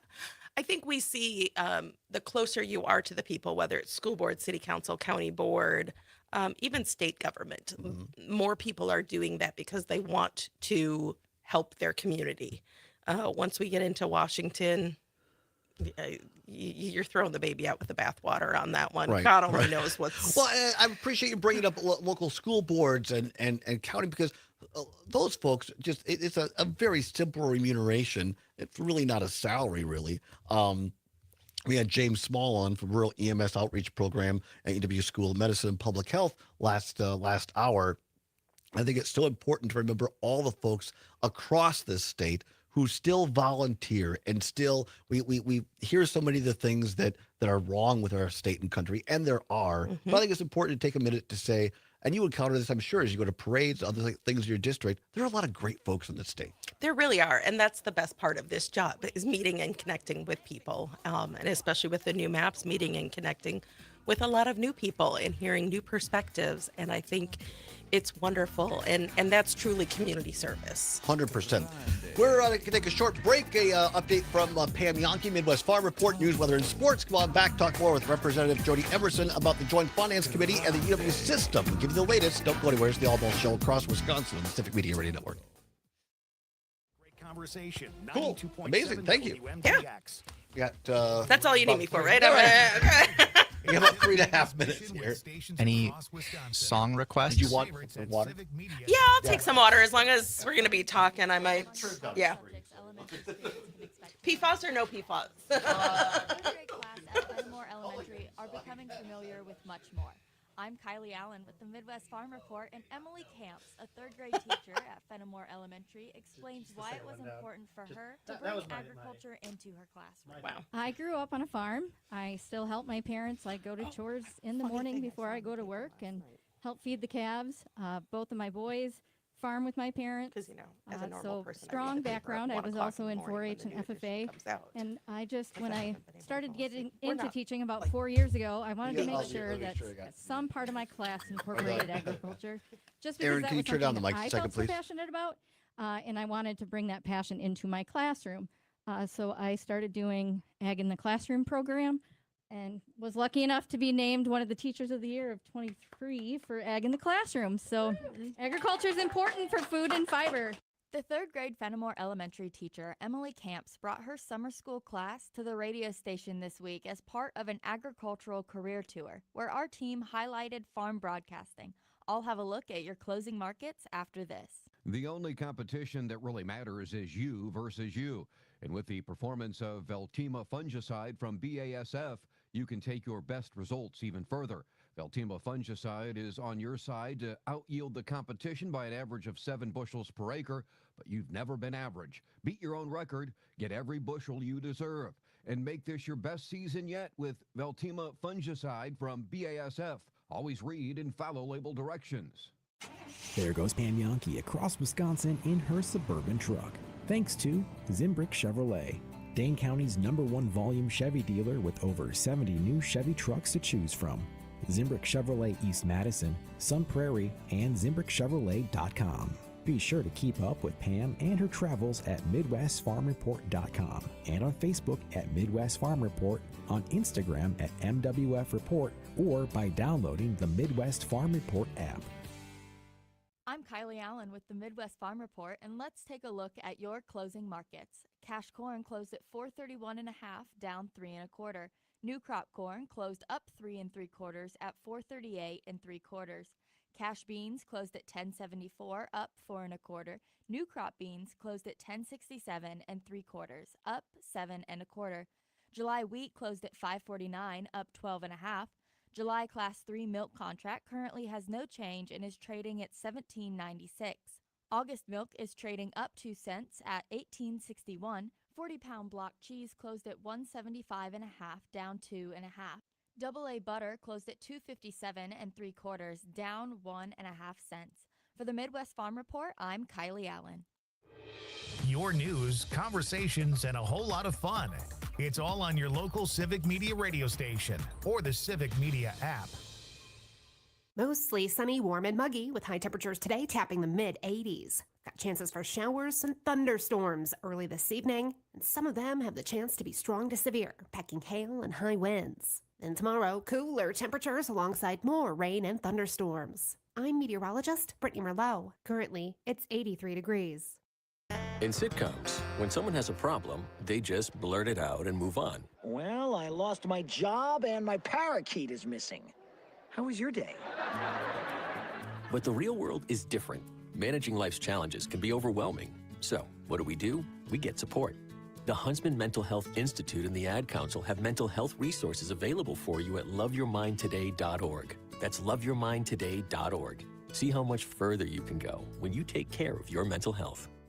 Nightlight with Pete Schwaba. Todd Michaels joins us now. I have to give a shout out to Oshkosh. It's a very underrated city. There was also a restaurant there I really liked. I don't think it's there anymore. Yeah, Vitelli's was great. I may have gone to like a prom dinner there or something like that sweet. back in my day too, Pete. A little calzone before you tear it up in the About 30 seconds. There's nothing better than wearing a tuxedo.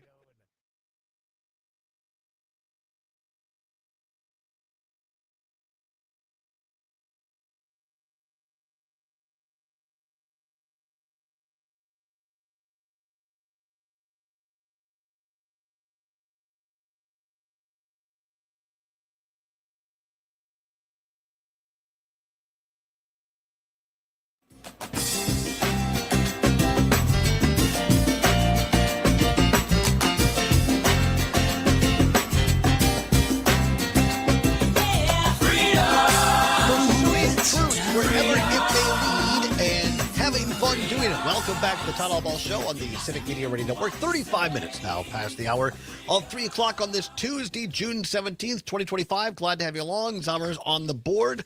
If you have a question for our next guest, feel free to call or text in on the Civic Media app. Call number is 855-752-4842, 855-752-4842.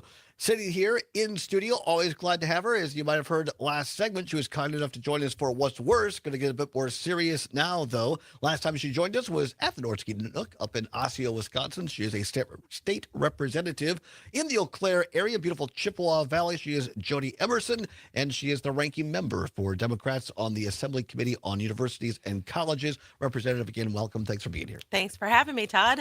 It's great to have you here in person. I want to start off with, because this breaking news, we put out something on our socials last night, and many thanks to my sister, who's, I'm not sure she's directly in your district, but she's in the area there in Eau Claire. And let's put that up. Heather, on watching us on Facebook, says, Representative Emerson, thanks for speaking with the Memorial High School Student Dems group this year. My daughter really appreciated your kindness and thoughts. Well, I didn't know that. Aw, that's sweet. How about that?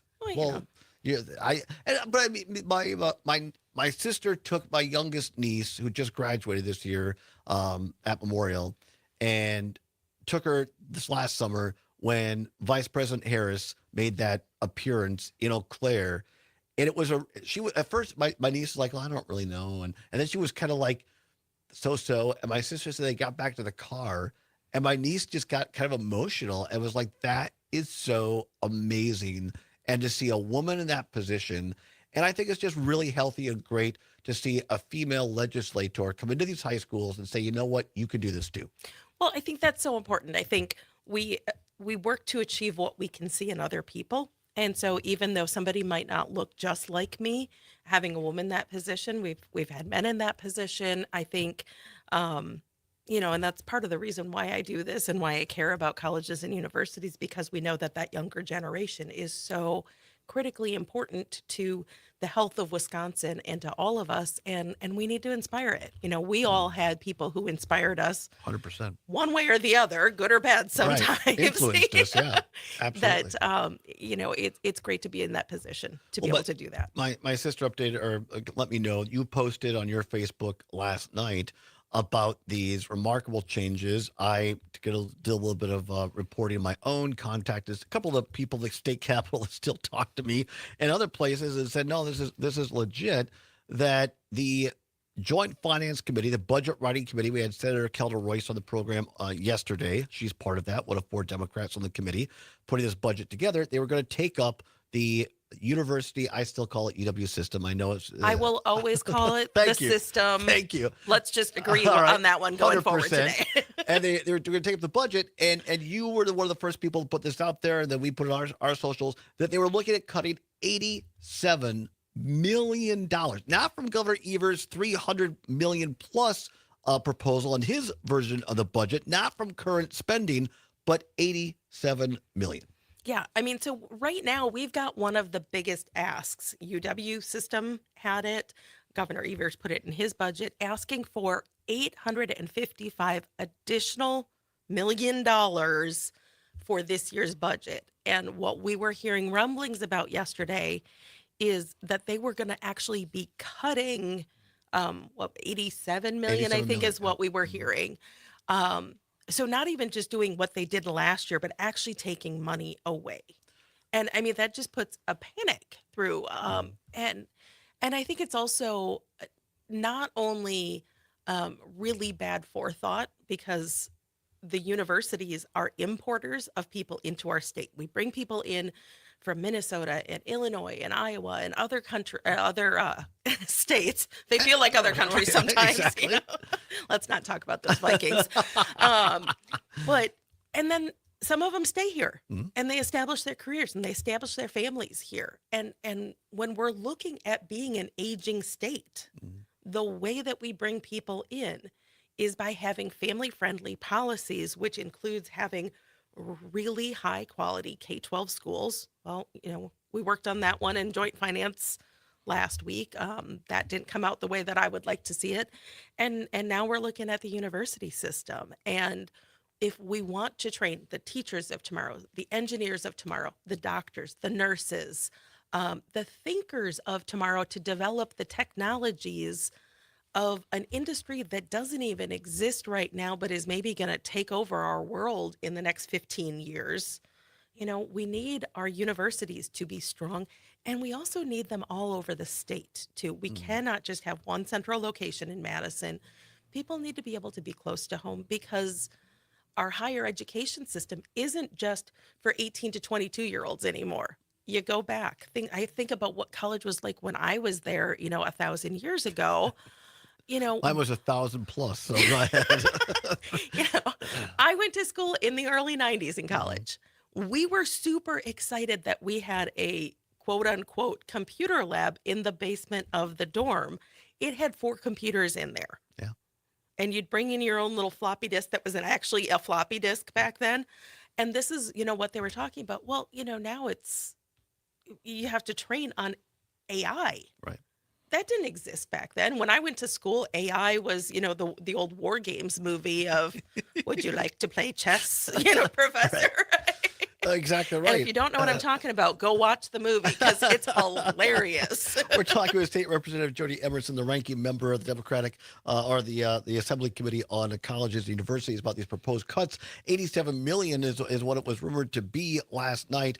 I want to get into that in a minute, Representative, but let's cut to the chase and just update people, because this has been a very fluid situation. So you put it out on your socials. We amplified that. We did some additional reporting. I know other places did as well. And I really credit this to all the Wisconsinites out there that followed up and called people, particularly Joint Finance Committee and their local representative or senator, because we got late word right before we came on the air that Joint Finance Committee, while they were going to meet, and they did, they pulled this motion because they gotten so much pressure and blowback and embarrassment that they pulled it back. And now Shelly Pittman, our great news director here at Civic Media, reports she was up at the Capitol.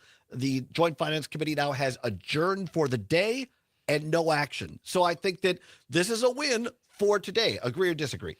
I think it's a temporary reprieval. We don't know what they're coming back at.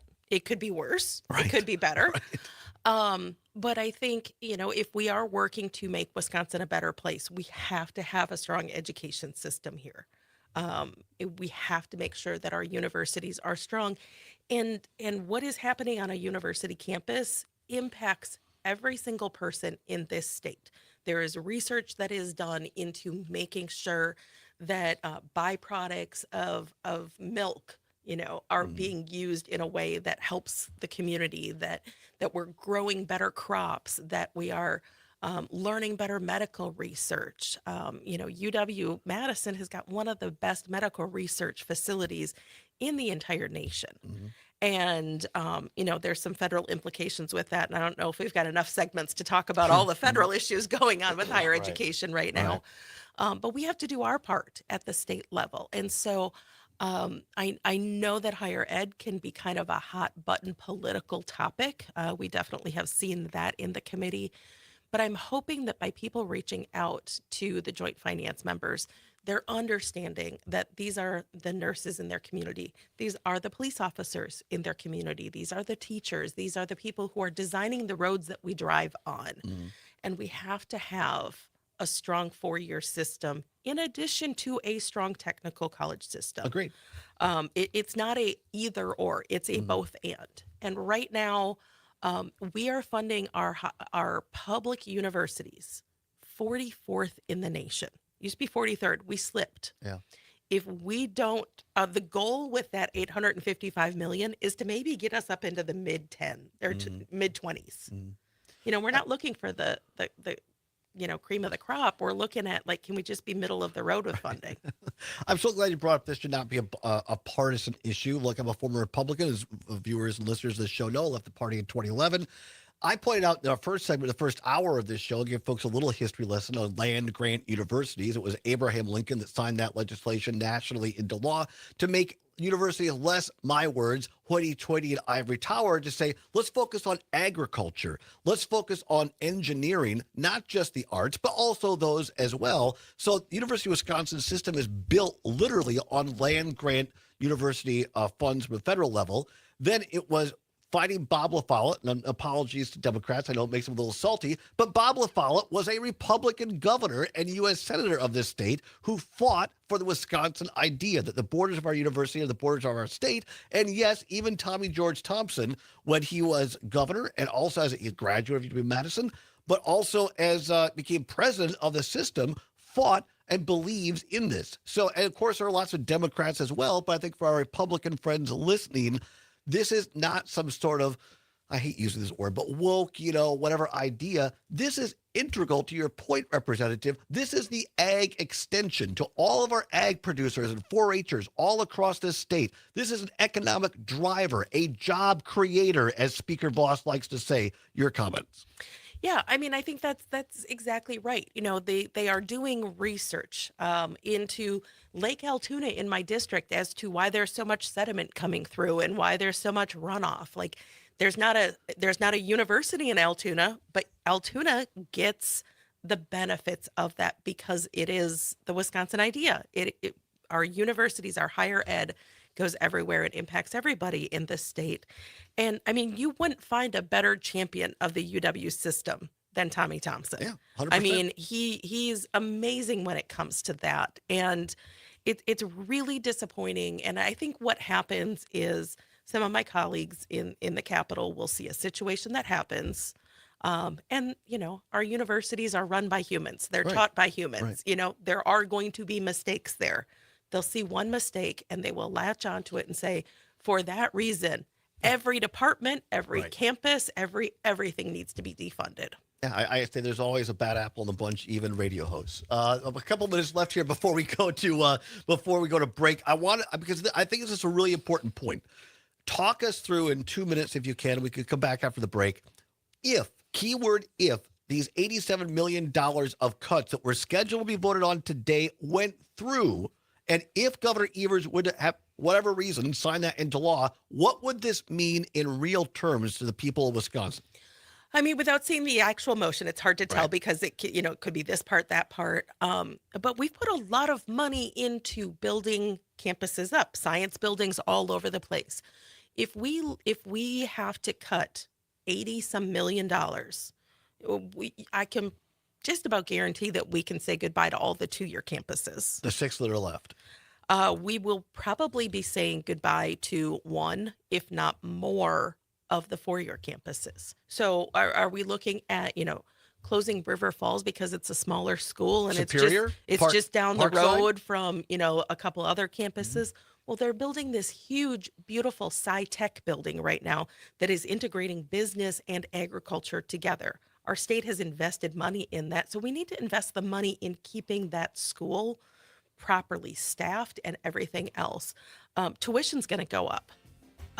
That's a given, but there's so many other things. I better come back for the next segment because I got a big list here. She's Todd. a pro. She's going to take my job. Come on back. We'll talk a little bit more with State Representative Jody Emerson about these Joint Finance Committee proposed cuts that are on hold for now. We're going to talk about it more on the other side. It's the Allbaugh Show across Wisconsin for a Tuesday on the Civic Media Radio Network.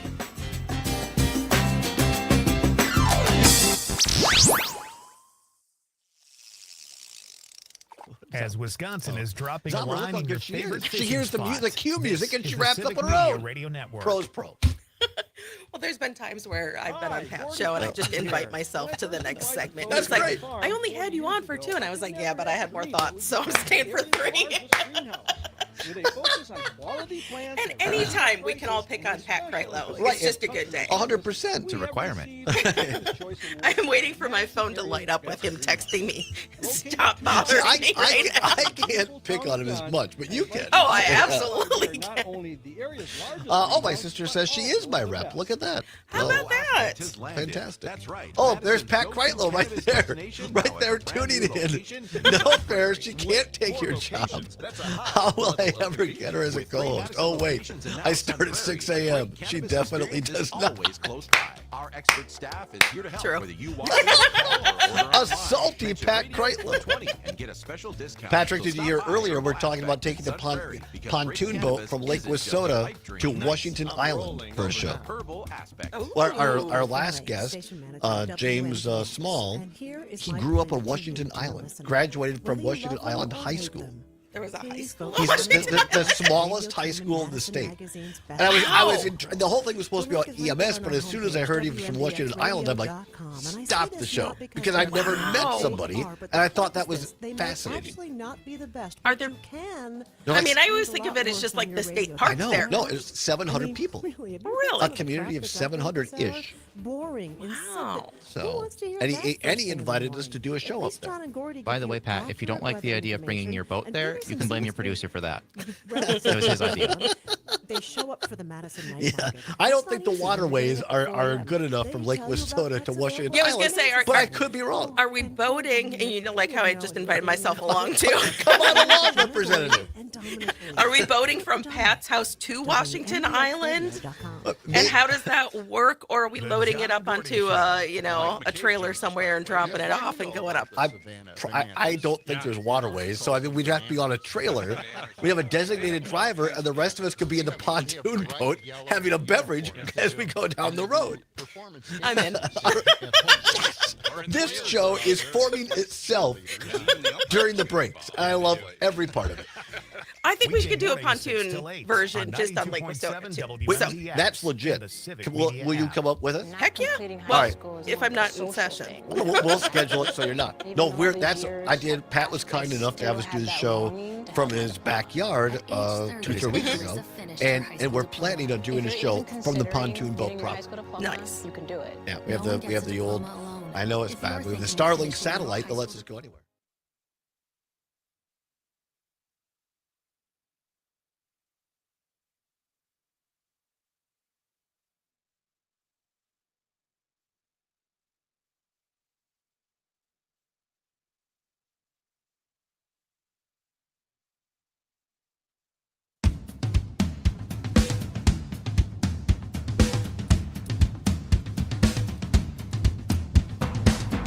Welcome back to the Todd Allbaugh Show on the Civic Media Radio Network, where it is 8 minutes before the hour of 4 o'clock at the top of the hour. ABC or CBS News, depending upon which of our great stations you're listening to.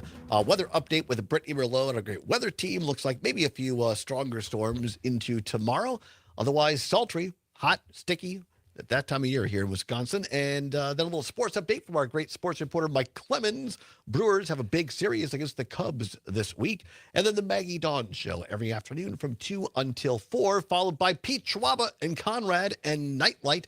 Always a great way to end your day with Nightlight with Pete Schwaba from 6 until 8. Right now, we're joined here at the table in the studio at the World Headquarters in downtown Madison by State Representative Jody Emerson. She is the ranking assembly member on the Assembly Committee on Colleges and Universities, talking about these proposed cuts to the UW system to the tune of $87 million, which was ended, at least for now, when the Joint Finance Committee pulled that motion just a couple of hours ago. Representative, let's talk a little, again, was there something you wanted to finish up? We were talking that if this $87 million cut were to come to fruition, keyword if, the governor then would have the choice of either having to sign a version. There's rumors now that Republicans are using like ChatGPT AI to write this budget. So this is real, so that they don't have to use digits for numerals, but they write them out because the governor isn't able to veto words like that, just numbers. This is really, in my opinion, I don't want to say slimy, but just it's too cute by half, which will put the governor in a really prickly spot. Does he sign this with $87 million? Or does he veto the entire budget? Some Senate Democrats are telling me privately that they would be in favor of a full cut. If it came to that, Representative Emerson, what would be your purview? Yeah, so I mean, I can't say what the governor should do because he's got a really strong veto. You can say that. And he looks at the budget differently than I do. I'm not on joint finance. I get one vote up or down on the whole thing. Yeah. That vote is becoming clearer and clearer every section that they do. The governor looks at it through the lens of how can I adjust this and make this a little bit better? And we saw some really creative uses of the veto pen in the last budget session. And it's not just Governor Evers. Tommy Thompson did it for 100%. years. I mean, the Vanna White veto that they passed legislation so he couldn't do that. Right. And so I've heard Bill McCoshen talk about, who used to be Tommy's chief of staff, about how they'd have contests to see how creative of a veto they could find in there. Don't doubt it a bit. So, they can't just put this on Democrats. 100% agree. But what would happen? It would just be so devastating to our universities. And I'm glad that you brought up AI, because we are at a point a couple of years ago when we were talking AI on the committee, it was more like, okay, let's not get students to write their papers with AI, and how do we train professors to look for AI written stuff? Well, now businesses around the state and around the country are not just wanting, but insisting that their new workers come out trained in AI. Wow. And so we're looking at having to add AI into all kinds of things, whether it's medical, to use AI in, I'm not a medical person, whatever they would use AI for, whether it's to help write things, whether it's to help sort through things. There's AI implications in every single major that you can do. And companies need that. And so we need to make sure that we've got money in the budget so that the professors can learn how, in the course of their course, they can help students learn AI and get ready for life on the outside of school. And I want to be clear, this is not just, this is real. What I'm hearing, I haven't seen it, but what I'm hearing is the Republicans are actually trying to use AI technology to feed in all of the laws and what the governor can and can't do with his veto pen, regardless of who it is, and then feed in the current iteration of the state budget and say, write us a veto-proof state budget. And the irony of that they are using AI, but don't want to give money to the universities to teach people how to use AI. Come on. Yeah. It's ridiculous. And that's part of what is happening at our universities is people who've been out for 10, 15, 20, or, 1,000 years, like you and I have been, go back to school sometimes to upskill, to learn this new thing that is coming out. That's part of what our universities are doing too. There's also a huge amount of dual enrollment where we've got high school students taking college courses, whether virtually or in person, because they can't get that same credit at their school. So we're not just talking 18 to 22-year-olds. And we've got to make sure that we're actually putting the money where our mouth is on this. Agreed. Time always goes too fast. About a minute and a half, 2 minutes left. I want to make sure we get this out. My understanding is that Joint Finance Committee needs to take up the university budget within the week. It could either be Thursday of this week or it could be next Tuesday. So, they still have to vote on what's going on. They still need to create their motions for what's going on. And so keep the pressure on. I was going to say, any rumors that you can report or talk about right now of they can reverse this 87 million, make it worse, make it better? Who knows? So, I mean, like always, civic media listeners, call your representatives, call the people on joint finance, tell them what is critical for us to make a Wisconsin that works for you. I know our colleague Pat Kreitlow is watching. He's all set for the Washington Island trip that you've agreed to go on. All right, let's do it. James Small. Pontoon with Pat. In Lake Wissota.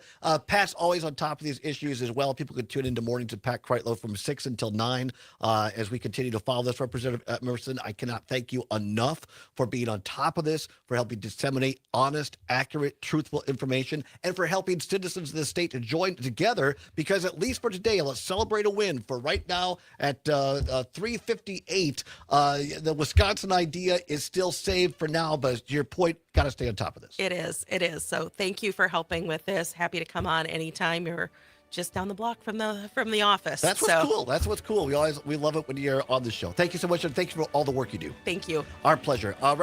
State Representative Jody Emerson. Thanks to her, also to James Small of Rural EMS Outreach Program at the University School of Medicine and Rural Health, to Zommers for doing a great job on the board, and for Pat Kreitlow for being the great captain there on Lake Wissota and also a great radio show host. Kreitlow will be on the show tomorrow with Trigby Olson. Don't miss that. Stay tuned now for Maggie Dawn. Whatever you're fighting for, whatever you believe in, do not give up. Keep banging your drum and keep calling those legislators and save the Wisconsin idea. We'll see you tomorrow.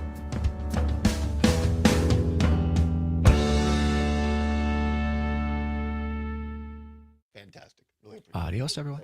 Thanks, everybody. We'll see you tomorrow. Bye-bye. Thanks for all your work. Really appreciate it.